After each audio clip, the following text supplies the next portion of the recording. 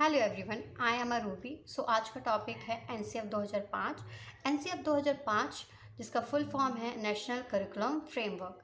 National curriculum framework NCERT द्वारा लागू किया गया था जो 2005 में। ठीक है। एनसीएफ 2005 का मेन उद्देश्य था वस्तुओं का वजन कम करना। ठीक है। उनका मेन सूत्र यही था कि वस्तुओं का भार या बैग का क्या करना है, वजन को कम करना है। ये एनसीएफ का मेन मोटिव था। अब हम बात करते हैं जो एनसीएफ बनाया क्यों गया था, इसका उद्देश्य क्या था। जैसे कि हम बात कर रहे हैं कि जो एनसीएफ है, एनसीएफ 2005 है। एनसीएफ 2005 में ये था कि जो बच्चे थे स्कूली बस्तों के वज़न से बहुत दब रहे थे। किताबों का बर्डन इतना हो गया था, बस्ते का भार इतना हो गया था कि बच्चों की, छोटे छोटे बच्चे हैं, उनका भार कम है, बस्ते का भार ज़्यादा होगा। तो एनसीएफ का जो 2005 था, बच्चों के बैग का वज़न को क्या करना था, कम करना था। बच्चों के बस्तों का भार को कम करना था। अब बच्चे सिर्फ रट रहे हैं, पढ़ रहे हैं, उनको बाहरी कोई ज्ञान नहीं है। तो उस चीज़ को था कि एनसीएफ का मेन मोटिव ये भी था कि बच्चों को बाहरी ज्ञान से जोड़ा जाए। जब बाहरी ज्ञान से बच्चों को जोड़ा जाएगा तो उनका मस्तिष्क का विकास चौमुखी, मतलब चारों तरफ से उनका विकास हो रहा है। पुस्तकों से ज्ञान मिल रहा है, बाहर ज्ञान मिल रहा है, तो इन सब से बच्चे का जो डेवलपमेंट है बहुत अच्छा होगा। अब जो एनसीएफ का मेन था कि जो था मूर्त से अमूर्त की ओर ले जाना। अब ये क्या है, मूर्त से अमूर्त की ओर ले जाना। मूर्त से अमूर्त की ओर ले जाने का मतलब यह है, जैसे कि हम बात करते हैं फर्स्ट या सेकंड में, जब बच्चे को चीज़ों को, ऑब्जेक्ट को दिखा के शो करते हैं। कोई भी ऑब्जेक्ट है, बच्चों को नहीं पता होता है कि क्यूब क्या होता है, तो हम ये दिखाते हैं कि ये है क्यूब और इसके कितने फेस होते हैं। तो हम फेस को, क्यूब को उनको शो करते हैं और क्यूब दिखाने के बाद फेस को काउंट करते हैं कि हम ऐसे काउंट कर सकते हैं, ये फेस हैं, ये एजेस हैं, ये कॉर्नर्स हैं। तो ये सारी चीज़ों को बताना पड़ता है। अब हमने बच्चे को कक्षा 1, कक्षा 2, कक्षा 2 में, कक्षा 3 में ये सारी चीज़ें बता दी। जब बच्चा कक्षा 5 में जाता है तो हमें उनको मूर्त मतलब दिखाना नहीं पड़ता कोई भी ऑब्जेक्ट। हम बात करते हैं कि ये बताते हैं जो आपका क्यूब है, क्यूब के इतने 6 फेसेस होते हैं।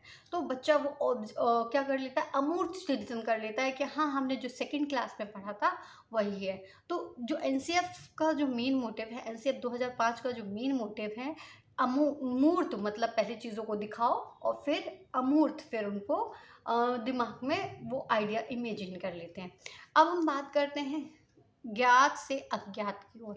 ये कैसी बात हुई, ज्ञात से अज्ञात की ओर। ज्ञात से अज्ञात की ओर का मतलब है जो चीज़ें हम जानते हैं। ठीक है। जैसे कि A for apple, B for ball, क क हम जानते हैं, क से कबूतर होता है। तो अब क से कबूतर होता है तो हम अब क्या करेंगे, क से कबूतर होता है तो हम 2 अक्षर वाले शब्दों का स्टार्ट करते हैं।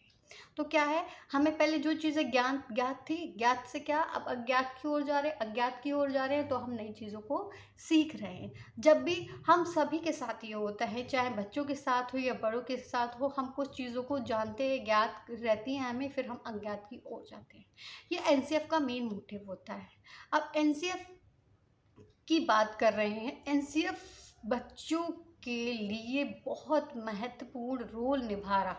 एनसीएफ 2005 का जो मेन उद्देश्य है, बच्चों का सर्वांगीण विकास करना और उन्हें स्कूली शिक्षा से जोड़ना, नवीन सोच, तर्क क्षमता, चिंतन आदि का विकास करना, ये एनसीएफ का मेन उद्देश्य है। और समय समय पर बच्चों का मूल्यांकन करते रहना, ये एनसीएफ का मेन उद्देश्य बना है। जैसे कि एनसीएफ में बताया गया है और मैंने आपको पहले ही बता दिया है कि ज्ञान को बाहरी जीवन से जोड़ना है। सिर्फ पाठ्य पुस्तक केंद्रित शिक्षा नहीं होनी चाहिए। रटन प्रणाली शिक्षा को बिल्कुल ही ख़त्म करना चाहिए। अब कक्ष में जो गतिविधियों से जोड़ा जाए, इसे लचीला बनाया जाए। ज़रूरी नहीं है कि बच्चा एक ही मेथड, सारे बच्चे एक ही मेथड से सीख सकते हैं। कुछ एक्टिविटीज़ करके भी बच्चों को सिखाया जा सकता है। तो ये जो एनसीएफ का उद्देश्य था। एनसीएफ 2005 का जो मेन सूत्र था, लर्निंग विदाउट बर्डन। तो और लर्निंग विदाउट बर्डन, बस्ते का भार कम हो, बिना बर्डन के वो बच्चे अच्छे से लर्निंग करें। बट अधिगम बिना भार के, भार बिना अधिगम, हिंदी में बोलते हैं, और इंग्लिश में लर्निंग विदाउट बर्डन। अब एक चीज़ है, बच्चे सिर्फ रटंत ज्ञान से, बच्चे पाठ्य पुस्तक केंद्रित शिक्षा से सिर्फ भोंदू बनते हैं, क्रिएटिव नहीं बनते। एनसीएफ 2005 ने इसको नई तरीके से फ्रेमवर्क करने के बाद, एजुकेशन को नई तरीके से फ्रेमवर्क करने के बाद, उन्होंने इस तरीके से एनसीएफ 2005 ने इस तरीके से फ्रेमवर्क बनाया है कि बच्चों को क्रिएटिव बनाना है, नवीन तर्क आने चाहिए, नवीन सोच सके। इस तरीके से एनसीएफ 2005 ने नया करिकुलम बनाया। अब हम बात करते हैं जो एनसीएफ 2005 को जो बनाने के लिए एनसीईआरटी ने इसको प्रस्तुत किया, इसका निर्माण किया। ठीक है, जो एनसीएफ 2005 के जो अध्यक्ष थे हमारे प्रोफेसर यशपाल कुमार थे।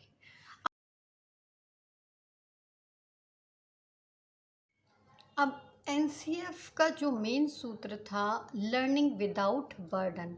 एनसीएफ का मेन सूत्र था अधिगम बिना भार के बिना अधिगम। ये हिंदी में बोलते हैं भार के बिना अधिगम, इंग्लिश में लर्निंग विदाउट बर्डन की बात की है। अब हम बात करते हैं जो एनसीएफ 2005 बालकों को क्रिएटिव बनाता है। जो एजुकेशन की बात करें, सिर्फ पाठ्य पुस्तक केंद्रित नहीं थी, वो कैसी थी, वो क्रिएटिव, बच्चों को सोच को इम्पोर्टेंस देते थे, बच्चों के आइडियाज़ को इम्पोर्टेंस देते, उन्हें सोचने के लिए मोटिवेट करते थे। एनसीएफ का मेन मोटिव ये था। सिर्फ एनसीएफ नहीं चाहता था कि वो सिर्फ पाठ्य केंद्रित आपकी शिक्षा हो, वो बाहरी ज्ञान से जोड़ना चाहते थे। इसलिए वो बच्चों को बाहरी ज्ञान से जोड़ने का मौका दिया एनसीएफ 2005 ने। एनसीएफ 2005 बहुत ही इम्पॉर्टेंट है शिक्षा की दृष्टि से। एनसीएफ 2005 विद्यार्थियों को रटने से मुक्त कराया जाए, उनका मेन उद्देश्य था, जिससे उनका रटेंगे नहीं तो उनका चौमुखी विकास होगा। बाल केंद्रित शिक्षा होनी चाहिए, शिक्षा उनकी मातृभाषा में दी जानी चाहिए। अगर आप बच्चों को इंग्लिश में समझाएंगे तो उनको कुछ नहीं समझ में आएगा, इसलिए उनकी शिक्षा हमेशा मातृभाषा में होनी चाहिए। शुरुआती दौर में उनकी शिक्षा मातृभाषा में की जानी चाहिए। शिक्षण का सूत्र है ज्ञात से अज्ञात की ओर। आई होप आपको एनसीएफ 2005 सही से समझ में आया होगा। अगर आपको चीज़ें समझ में आ रही हैं तो please like and subscribe and share. Thank you so much.